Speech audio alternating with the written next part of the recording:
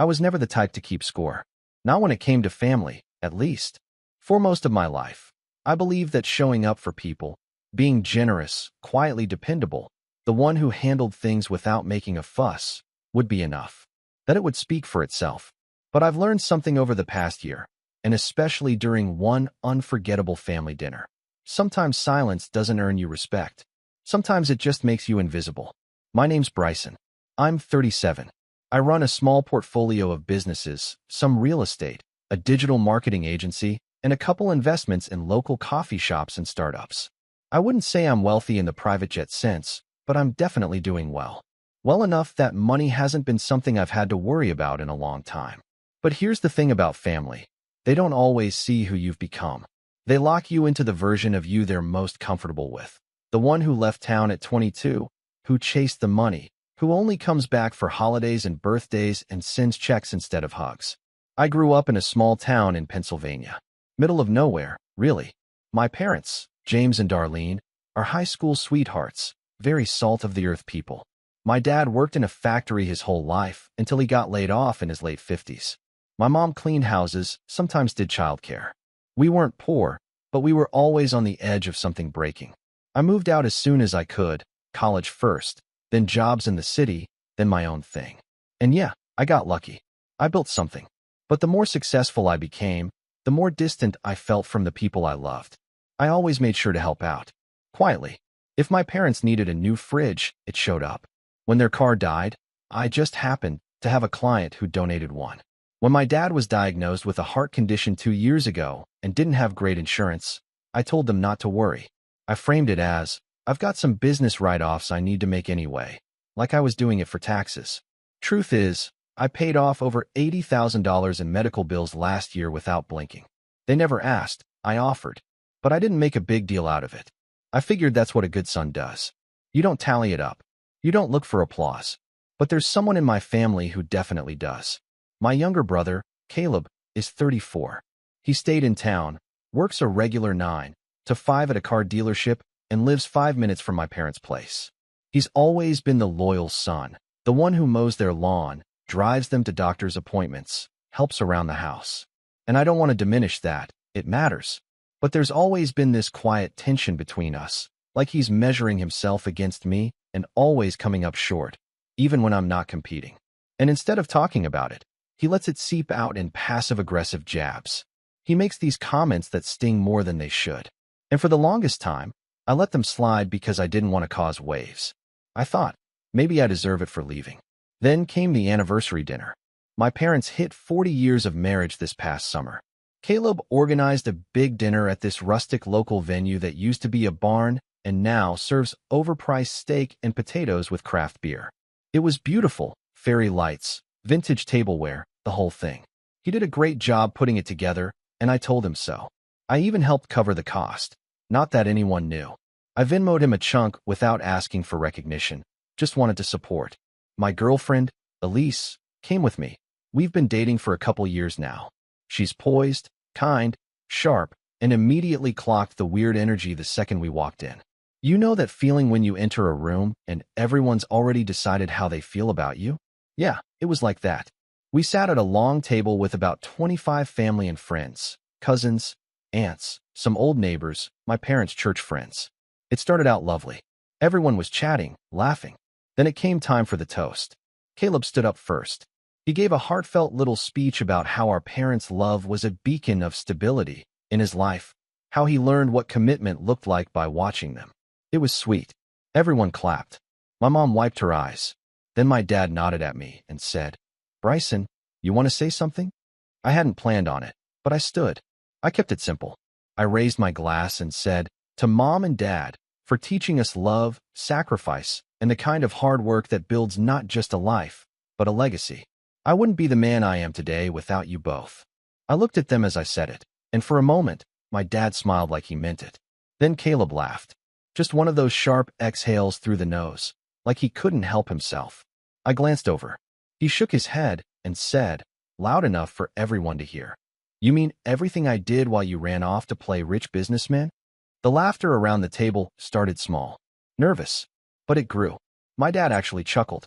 My mom gave Caleb a light shove on the arm like he was just being cheeky. My aunt snorted into her wine. I forced a tight smile, raised my glass again, and sat down, heart thudding against my ribs like a warning drum. Elise didn't laugh. She reached under the table and touched my knee, just once, like she was anchoring me. I didn't say anything. Not then. Not when Caleb made another joke later about me probably writing off the dinner as a business expense. Not when my dad called him the real MVP of the family for always being there. Not even when I caught my mom glancing at me like I was a guest instead of her firstborn son. But something cracked that night, and I couldn't stop thinking about it. It wasn't just the disrespect, it was how easy it was for them to laugh at me. How easily my quiet contributions had been erased. I'd never asked for recognition, but I'd assumed, deep down, that it would come. That the truth mattered. But maybe the truth only matters if you speak it. That night, I didn't sleep. Elise curled up beside me at the hotel, her breathing soft and steady, and I just lay there staring at the ceiling. Running through every moment over the last 10 years. Every bill I covered, every flight I booked, every time I dropped everything to come home for them. And how none of it seemed to matter because I didn't wave it around like a flag. The next morning, over black coffee and cold eggs, Elise said gently, "I know that look. What are you thinking?" And I said, "I'm done letting them rewrite the story." Because in my briefcase, in the back seat of my car, was a folder I'd brought with me by chance. Inside were the receipts. Literal and metaphorical. Copies of the paid invoices from my dad's cardiologist and hospital. The email exchanges with the billing office. The bank wires. I hadn't planned on showing them. I never planned on showing them. But that was before the toast. And the more I thought about it, the more I realized that sometimes the only way to get people to see you is to make them look. So I waited. I waited until the second half of the dinner, after dessert, when people were starting to stand, stretch, and mingle. I waited until my mom tapped her glass and said, "Before everyone goes, just one last thank you for coming tonight and helping us celebrate. We're so proud of our boys." And then I stood. I took out the folder. And I said, "I have something I'd like to add." And just like that, every eye in the room turned to me. And none of them had any idea what was about to happen. The room went quiet, the way a room does when someone stands who isn't supposed to. Not angry quiet, confused quiet. A couple cousins half laughed, assuming I was going to make a toast or crack a late joke. My dad blinked at me like he'd forgotten I was still here. My mom's smile was frozen in place, somewhere between polite and nervous. Caleb leaned back in his chair with that smug, lazy slouch of his, arms folded, already smirking. And me? My hands were shaking. Not visibly, not enough for anyone to notice unless they were really watching, but I could feel it. That slight tremble just beneath the skin. I've spoken in front of boardrooms filled with people wearing suits that cost more than my childhood home. But standing there in that rustic venue in front of people who had known me since diapers? That took a different kind of courage. I wasn't planning to say anything. I began, my voice steady but quieter than usual. And I certainly didn't bring this to make a scene. But I think, maybe it's time we put a few things on the table. A few people chuckled nervously. My mom tilted her head, confused. My dad's brow furrowed. Caleb didn't move. I placed the folder gently on the table in front of me and opened it. Inside were a few sheets of paper, just a few. I'd picked them carefully. The summary of the hospital charges, the final invoice showing a zero balance, the wire transfer confirmation from my business account, and the thank you email from the hospital administrator. "I want to tell you all a quick story," I said, glancing at the papers but not reading from them. "Last year, when Dad's heart condition worsened, there were a lot of bills. Some of you know how expensive it can get. Surgeries, follow-ups, prescriptions. And because of some gaps in insurance coverage and timing issues, a lot of that landed squarely on their shoulders." My mom shifted in her seat. My dad's face turned a shade redder. Caleb scoffed audibly and said under his breath, "Oh boy, here we go." I ignored him. I didn't want them to stress about it. I didn't want them to have to choose between treatment and peace of mind. So I stepped in. Quietly. Privately. I called the billing office. I worked with the hospital. I paid the entire balance off. Over $80,000. A silence fell like someone had sucked the air out of the room. My mom's mouth parted. My dad opened his to speak, but didn't. And I never brought it up, I continued. Because I didn't want credit. I just wanted Dad to be okay. I wanted our family to be okay. Caleb stood. "Wow," he said, clapping once, sarcastic and slow. So this is your big moment, huh? You want applause? A statue in the backyard? You couldn't just let us have one night. My jaw tensed. I stared at him hard. I didn't bring this up to one-up you, Caleb, I said. But you made it personal.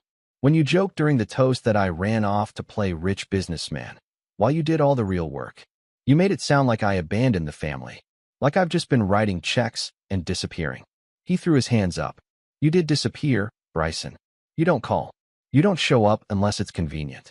You send gifts like it's supposed to mean something. Meanwhile, I'm the one who changes the light bulbs. I'm the one who drives them to their appointments. My dad interjected then. All right, that's enough. This is not the place.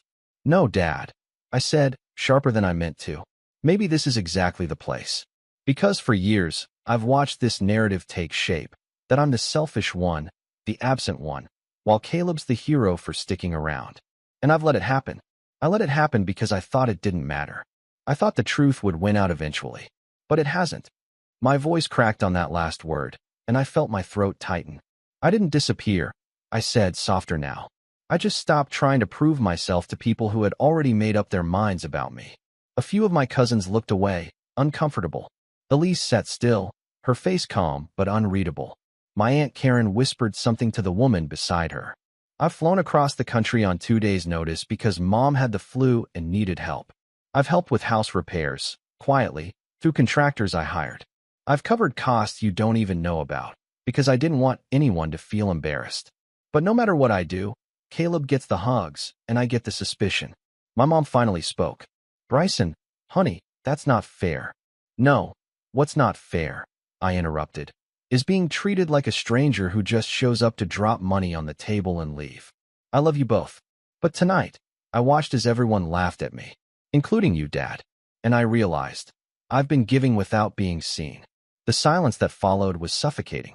No one moved. No one breathed. Caleb broke it, of course. So what? You want us to beg for forgiveness? You want a medal? You think just because you paid some bills, that makes up for not being around? I looked at him, long and hard. I think it's interesting that you're so quick to dismiss what I've done. Maybe because if people knew the full picture, you wouldn't be the only one wearing the crown. Caleb's jaw twitched. You've got no idea what it's like being here every day, dealing with their stubbornness, their moods. You fly in, play savior, and fly out. And you think I don't carry the weight in other ways? I asked. You think just because I'm not here physically that it means I don't worry about them? That I don't stay up at night wondering if I've done enough? I've built a life where I can help them. And I have helped them. But all anyone sees is what's convenient. My dad stood then, clearing his throat. All right, that's enough from both of you. No, I said more quietly now. It's not enough. Because I need to know, when Caleb made that joke during the toast and everyone laughed, including you, did you think it was true? He paused, looked at me. His mouth opened, closed. And then he said the one thing I didn't expect. I think it felt true. That broke something in me. I didn't cry. I didn't yell. But something shifted inside, like a gear grinding out of place, never to return. I nodded slowly, more to myself than to anyone else. Right, I said. Okay. Bryson, my mom said, her voice suddenly gentle. That's not what he meant. No, Mom. That's exactly what he meant. And that's okay. At least now I know where I stand. I collected the folder and closed it. Elise stood beside me, placing a hand on my back, and I realized then that I'd been gripping the edge of the table so hard my knuckles were white. I'll be leaving in the morning, I said. Didn't want to make this trip about me, but I won't apologize for finally telling the truth. And just like that, I stepped away from the table. My legs were heavy, but my chest was lighter. I walked past my cousins, past the neighbors, past my dad who didn't meet my eyes. Caleb muttered something I couldn't hear. My mom called my name once, but I didn't stop. We got in the car. Elise buckled her seatbelt without a word. We drove in silence for a while, the sound of gravel crunching beneath the tires. Finally, she reached over, gently took my hand, and said, "You did the right thing." "I don't know," I replied. "I feel like I just lit a match in a dry forest." "Maybe," she said. "Or maybe you finally burned down a lie that needed to go." The next day, I didn't say goodbye. I checked out of the hotel early, left a note at the front desk for my parents. Just a short message. I'm still your son, but I won't be your scapegoat. And I meant it. But the fallout hadn't even started yet. Because 2 days later, I got a phone call that changed everything. And that's when the real betrayal hit, one I never saw coming. For the first 3 days after I left, the phone didn't ring. No missed calls. No texts. No, where did you go? Or can we talk? Not from my mom. Not from my dad. Certainly not from Caleb. And I know what you might be thinking. Why would I expect anything different after what happened at the dinner? But the truth is, some small part of me, some rusted, childhood part, still hoped that maybe my parents would reach out. Not to apologize, necessarily. Just to acknowledge me. To say, we heard you. To ask if I was okay. But they didn't. The first call came from my Aunt Karen. Mid-morning. I was in my apartment back in Chicago, sipping burnt espresso and pretending to answer emails while my mind played reruns of that night on loop. I just thought you should know, she said, her voice low and wary. Caleb's been going around saying you threatened the family at the dinner. That you tried to blackmail your parents with money. I blinked. What? He said you brought some folder, waved it around, and said if they didn't start appreciating you, you'd cut them off. That you've been holding money over their heads for years. A few people already believe him. I didn't speak for a moment. My mind couldn't wrap around it. That's not what happened, I finally said. I know. I was there. But you should know. He's getting ahead of the story. And your parents haven't said a word. Of course they hadn't. Thanks, Karen, I murmured. She hesitated. Just be careful. You know how this family works. Oh, I did. I just let myself forget. That call was the beginning of a long, quiet unraveling. Over the next week, I started seeing the ripple effects. My cousin Leah, who used to like every one of my Instagram posts, unfollowed me. A few old family friends stopped responding to texts. One of my mom's neighbors, a woman I'd once paid 6 months' rent for after her husband passed, left a passive-aggressive comment on my business Facebook page about narcissistic sons who think money fixes everything. It hit me harder than I expected, not because I needed validation from them, but because I'd built this fragile illusion in my head that the truth would eventually speak for itself, that people would see through Caleb's resentment, that my parents would stand up and clarify things. Instead, they stayed silent. And Caleb? He doubled down.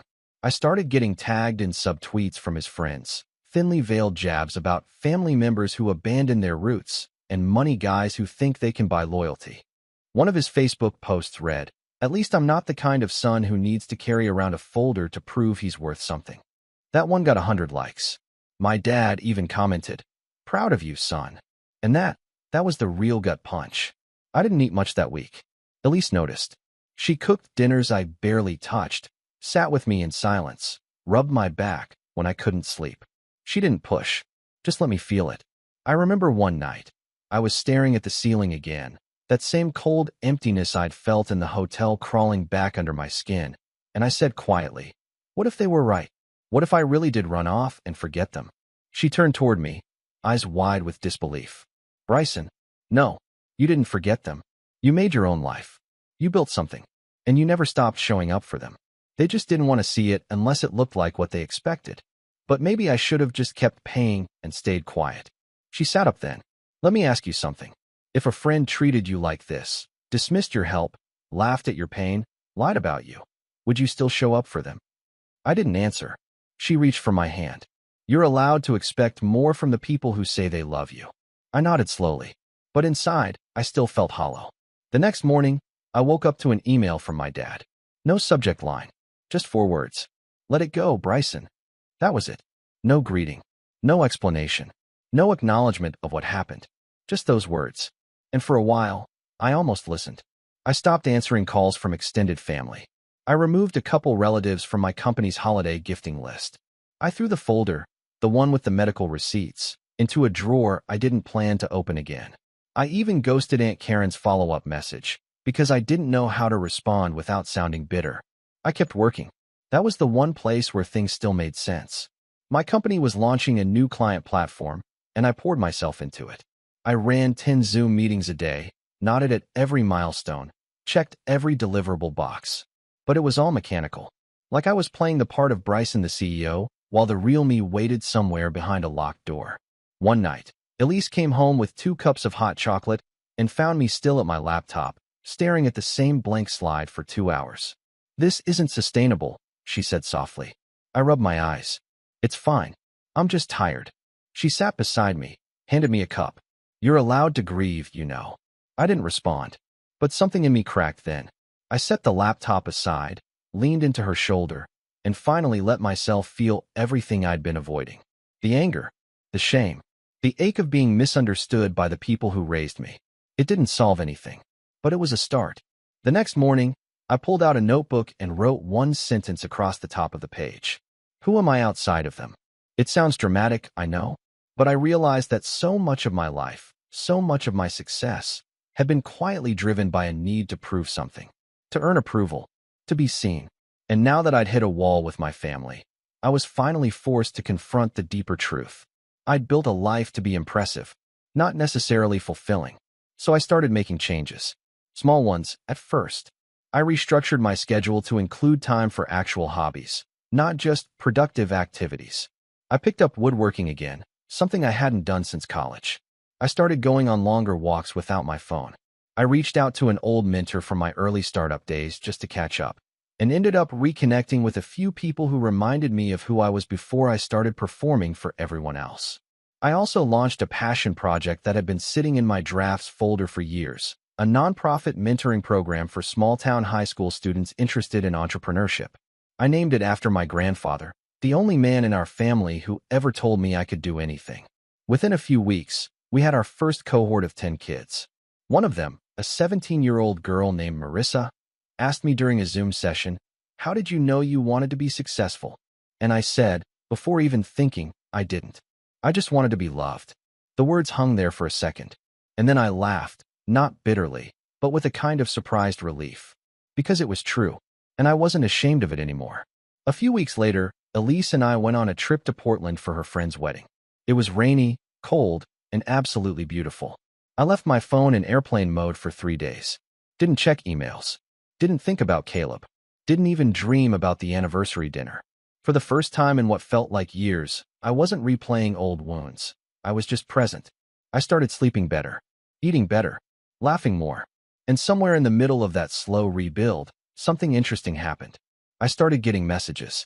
Not from Caleb, not from my parents, but from their friends. My dad's old coworker reached out on LinkedIn. "Hey, just wanted to say, heard what you did for your parents. That was incredibly generous. Don't let anyone twist it." A neighbor emailed me to say her husband had recently been diagnosed with the same heart condition, and she wanted to thank me for advocating for better billing transparency. Even a cousin who had been cold to me after the dinner sent a DM. "I'm sorry for judging you. I didn't know the full story. It wasn't a flood, just a trickle. But it was enough to remind me that truth doesn't always echo in the loudest room. It travels quietly, person to person, and eventually lands where it's meant to." Still, I kept my distance. I wasn't ready to go back. Not yet. But then something happened that dragged me right back into the middle of it. Late one night, around 11 p.m., I got a text from my mom. Just one sentence. "I need to tell you something before it's too late." I stared at it for a long time. And before I could even reply, another message came through. "Your name was removed from the will. Caleb said you told us to go F ourselves. Your father signed the papers last week." I didn't move. I just sat there, frozen, the phone glowing in my hand like a fuse that had just been lit. I read the message 3 times, then a fourth. Then I set the phone down on the counter, walked to the sink, and poured myself a glass of water, trying to slow the sudden rush of blood in my ears. The apartment was dark except for the under-cabinet light above the stove. Elise was already asleep in our room, her book resting open on her chest. I just stood there in the kitchen, gripping the counter with one hand, glass in the other, trying to process the fact that my father, my own father, had signed a legal document that erased me from his legacy, removed from the will, because Caleb said I told them to go screw themselves. I hadn't. I would never. But in their silence, in their willingness to be manipulated, the effect was the same. I finally picked up the phone again and replied, "What are you talking about?" When? No answer. I watched the little typing bubble flicker for a few seconds. Then it disappeared. Then nothing. I didn't sleep that night. I barely moved. My mind was cycling through every emotion it knew: rage, disbelief, sadness, confusion, and finally landed on a single, sobering clarity. I had spent my whole adult life giving this family the benefit of the doubt, hoping they'd see my worth on their own. hoping the truth would rise through the cracks like sunlight through broken blinds. But people don't see the truth when someone's already handed them a more convenient story. And now? Now they were writing me out of it entirely. I didn't care about the inheritance. Not really. I had my own success. I didn't need my dad's money or property or pension, but it was what it meant. What it said, that after everything I'd done, everything I didn't say, every sacrifice I never paraded, they were willing to cut me out based on a lie. And I knew exactly whose lie it was. The next morning, I called my attorney. "Hey, Patrick," I said, calm but cold. "You remember that family trust review we talked about a few years ago? Of course, you decided not to move forward with it at the time." "Well," I said, "I changed my mind. See, there's something Caleb never understood about me. He thought I was just the guy who threw money at problems and expected applause. But I don't throw anything. I place. Intentionally. Strategically. I build. I map. I invest. And when I play the long game, I win." Back in 2019, during one of my rare visits home, my dad offhandedly mentioned he was worried about his assets. Said something about taxes eating away at the house he'd spent his life paying off. I offered to help, naturally, but he waved me off like he always did when anything smelled remotely like financial advice. That was one of our oldest dynamics. He hated feeling like I knew more than him. So instead, I asked around, dug into the local zoning laws, talked to a buddy in property law, and I learned something interesting. Their home, the one Caleb was so eager to inherit, was sitting on a corner lot zoned for small business development. Not particularly exciting, unless you knew the city had just approved a nearby shopping center expansion that would double foot traffic on their street, which meant that the dusty, three-bedroom ranch house my dad considered his modest retirement asset. It was sitting on land that would soon be worth millions to the right buyer. I hadn't said anything at the time. I'd filed it away because, again, I wasn't playing to win back then. I was just trying to be a good son. But now I had a reason to play. I called Patrick and explained the situation, briefly, without emotion. I told him about the property, the rezoning, the expected value spike. Then I told him about the removal from the will, about Caleb's lies, and what I wanted to do next. "Can we legally contest the amendment to the will?" I asked. "Potentially," he said, "but it depends on the jurisdiction and how it was filed. We'd need to show undue influence, fraud, or mental incapacity." "What about land acquisition?" I asked. "If I wanted to purchase the lot from a future owner, assuming Caleb ends up with it, can I do that privately?" "Sure, but why wait?" he asked. "If the land is going to skyrocket in value, why not find a legal pathway to get it now?" And that's when it clicked. I didn't need to wait. I just needed to get creative. Over the next 6 weeks, I laid the groundwork. Step 1 was simple. I reached out to the city planning office under a different name, technically a shell company I already owned, and requested zoning documents for all properties in that district. I framed it as early research for a potential coffee shop franchise. Nothing suspicious, just due diligence. The documents came back, and sure enough, the city was planning to build a new municipal parking structure 2 blocks from my parents' home. That alone would double the land value. Within a year, any developer with sense would be bidding for the surrounding properties. Step 2. I created a second company, completely unaffiliated with me on paper, and hired a local real estate scout to start making low-level inquiries on nearby lots. This wasn't about buying yet. This was about stirring interest, planting the idea that something big was coming. Developers talk. Rumors grow. I needed Caleb to feel the heat. Step 3. I reached out to a trusted appraiser and asked him to quietly value the property, based not on the house, but on the lot's potential. The number he came back with made me whistle. "Any idea who else has this information?" I asked him. "Not yet, but it won't be a secret for long." Good. That was the point. Step 4 was personal. I called Aunt Karen. "Listen," I said, "you were the only one who warned me. I owe you some truth in return." And I told her everything. The medical bills, the folder, the will, the lies. She listened without interrupting, and when I was done, she exhaled so loudly it rattled through the speaker. "I knew something was off," she said. "Caleb's been acting like he already owns the place." "He might think he does," I said, "but I'm not done yet." Then I asked her a favor. I didn't want her to lie, just to tell a story, one I knew would make its way back to Caleb, about a mysterious company quietly making offers on all the properties along Chestnut Avenue. and how someone overheard that the land might be worth triple its appraisal soon. She agreed. She even smiled. You've always been more your grandfather than your dad, she said. He would have loved this. Within a month, Caleb reached out. For the first time since the dinner. His number lit up my phone while I was sitting in a meeting. I stared at it. Let it ring out. He tried again that night. Left a voicemail. Hey, just checking in. Heard some stuff about the neighborhood. Thought maybe you'd know something. I didn't reply. 2 days later, my mom texted. Did you tell someone to make an offer on our house? I ignored it. Because the truth is, I didn't need to do anything else. Caleb was already unraveling. The rumors worked. The market was shifting. And now the property he'd fought so hard to inherit was about to become a liability. Because if he didn't act fast, someone else would. Someone like me. But I wasn't after the land. Not yet. I was after something bigger. Something louder. And the perfect opportunity was just around the corner. See, every spring, our family does a reunion picnic at Memorial Park. My mom organizes it. My dad grills. Caleb usually brings the speakers and plays old playlists that haven't been updated since 2012. This year was different. This year, I RSVP'd. And I brought the guest of honor. My lawyer. The morning of the family picnic, Memorial Park was already buzzing by the time Elise and I arrived. Kids running between the barbecue pits. Coolers cracking open.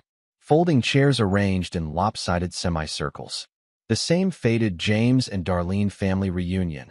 Banner fluttered from the same tree it had every year since 2003. It was a scene I knew too well. Warm, familiar, and this time, completely unaware that the air was carrying something else with it. A storm. Not loud, not fast, but precise. I hadn't been to one of these since before the pandemic. Part of me expected whispers, side eyes, maybe even someone telling me I wasn't welcome after everything that had gone down. But when we walked up, everyone smiled. Offered food. Nodded politely. Some even hugged me. Because that's the thing about rumors. They only work until the truth walks in wearing a tailored jacket and mirrored sunglasses. Elise and I set up near one of the shaded tables, nodding to relatives as we passed. She looked incredible, as always.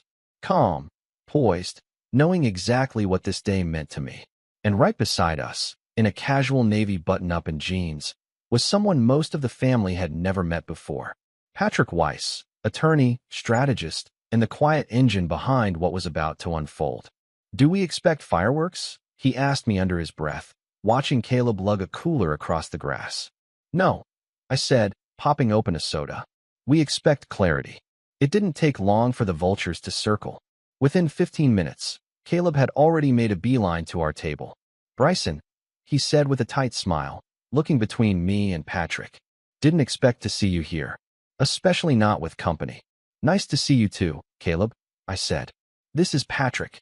He's here on business. Elise sipped her lemonade and didn't say a word. Caleb raised an eyebrow. Business? At a family picnic? I figured, if everyone's going to keep confusing money with malice, I might as well bring someone who knows the difference. His smile twitched, just a little. You've always had a flair for drama. And you've always had a habit of lying to people who trust you. I replied. He stiffened, then chuckled. So what is this, some kind of ambush? You gonna pass out spreadsheets again? I smiled politely. No need. I'm not here to prove anything to you. Then I stood up and said loudly. But I am here to clarify a few things. The music kept playing. Kids kept running. But a few heads turned. Aunt Karen definitely heard me. So did Uncle Phil and Cousin Leah. Caleb raised his hands like he was being arrested. Oh boy, here we go again. I ignored him. I'd like to say something, I said louder now. Just real quick. Not a speech. A clarification. That got their attention. My mom looked up from the grill, startled. My dad paused mid-flip of a burger. Elise touched my elbow lightly, signaling I had the floor and the support. Some of you know there's been tension lately. Misunderstandings. And that's fine. Families are messy. But I want to be transparent about what's really been going on, especially before things spiral even further. Patrick stepped up beside me, calm and professional. Last year, I said, my brother told my parents I threatened them, that I used my financial help to manipulate them. Based on that lie, I was removed from their will. A few gasps. My mom looked down. My dad stared stone-faced. I didn't find out until after the fact, through a text, and I chose to walk away. Caleb was fuming now, red-faced, shifting on his feet. No one wants to hear this. I'm not asking, I said, turning to him. I'm stating, because you spent months poisoning people's opinions of me, and now they deserve the truth. He opened his mouth, but Patrick stepped forward and said, we're happy to provide documentation, including hospital billing records, correspondence, and bank statements proving Mr. Bryson covered over $80,000 of medical debt anonymously and without conditions. He did not, at any point, threaten to withhold support. What he did was step back after being mocked, disrespected, and deliberately cut out of a legacy he helped secure. Silence. You could hear the wind through the trees. But that's not the reason we're here today, I continued. What you all should know is that over the last 6 months, I've been working with the city's planning board, developers, and my legal team to explore a business acquisition project in this area. Now people were really paying attention. Patrick nodded. We've quietly purchased 3 properties adjacent to James and Darlene's residence through one of Mr. Bryson's companies. Based on public rezoning approvals and upcoming development initiatives, this area is projected to increase in value by 200% over the next 18 months. Murmurs. Head swiveling. My mom paled. Caleb blinked. Wait, what? I turned to him. You didn't know? That's surprising. You did spend the last year playing king of the castle. Patrick pulled out a manila envelope and handed it to Caleb.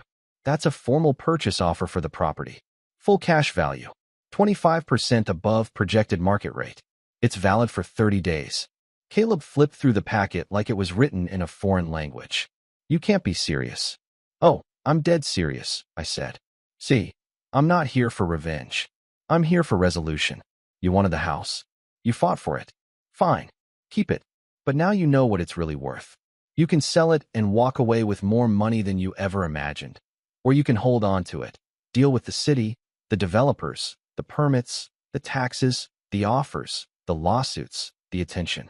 Your call. His face was red now. Sweating. Panicked. I don't understand. Why would you do this?